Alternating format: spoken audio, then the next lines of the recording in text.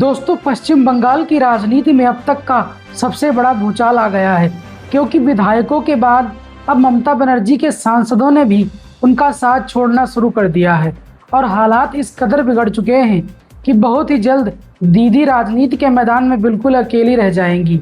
या फिर उन्हें मजबूर होकर कांग्रेस का हाथ थामना पड़ेगा। दिल्ली से लेकर बंगाल तक मची इस खलबली के बीच खबर पक्की है कि टीएमसी के 28 में से 20 लोकसभा सांसद ममता बनर्जी के खिलाफ खुला विद्रोह करके बहुत ही जल्द बीजेपी यानी एनडीए में शामिल होने वाले हैं। सिर्फ 6 दिनों के अंदर ममता बनर्जी के खिलाफ यह दूसरा सबसे बड़ा धमाका है, क्योंकि इससे पहले पश्चिम बंगाल विधानसभा में टीएमसी के 80 में से 58 विधायकों ने बगावत कर दी थी और अब लोकसभा में भी पार्टी ताश के पत्तों की तरह बिखर रही है। इस पूरी सियासी उठापटक के बीच बंगाल में विपक्ष के नेता शुभेंदु अधिकारी खुद काकोली घोष और अन्य बागी सांसदों के घर पहुंचे और बंद कमरों में बैठकों का दौर जारी है। टीएमसी के इन 20 बागी सांसदों ने लोकसभा अध्यक्ष ओम बिरला को पत्र लिखकर एक अलग गुट के रूप में मान्यता देने की मांग करते हुए सर्वसम्मति से काकोली घोष को अपना नया नेता चुन लिया है। और चूंकि इन बागियों के पास 2/3 यानी 19 से ज्यादा 20 सांसदों का मजबूत समर्थन है,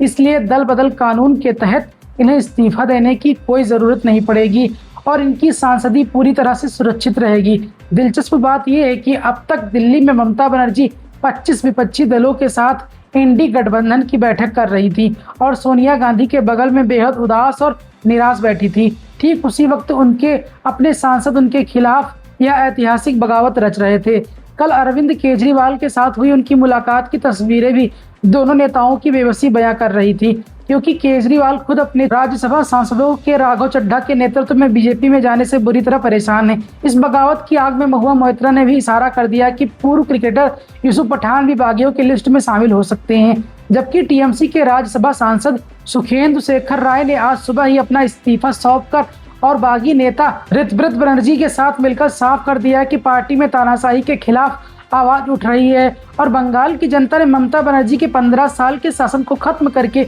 बीजेपी को जो ऐतिहासिक जनादेश दिया है वो उसी का सम्मान कर रहे हैं। अब काकोली घोष ने स्पीकर से संसद में इन 20 सांसदों के अलग बैठने की व्यवस्था करने की मांग कर दी है, जिससे प्रधानमंत्री पद का सपना देखने वाली ममता बनर्जी को उनके राजनीतिक जीवन का सबसे बड़ा झटका लग चुका है। तो दोस्तों, आपको क्या लगता है? कमेंट बॉक्स में अपनी राय जरूर रखें।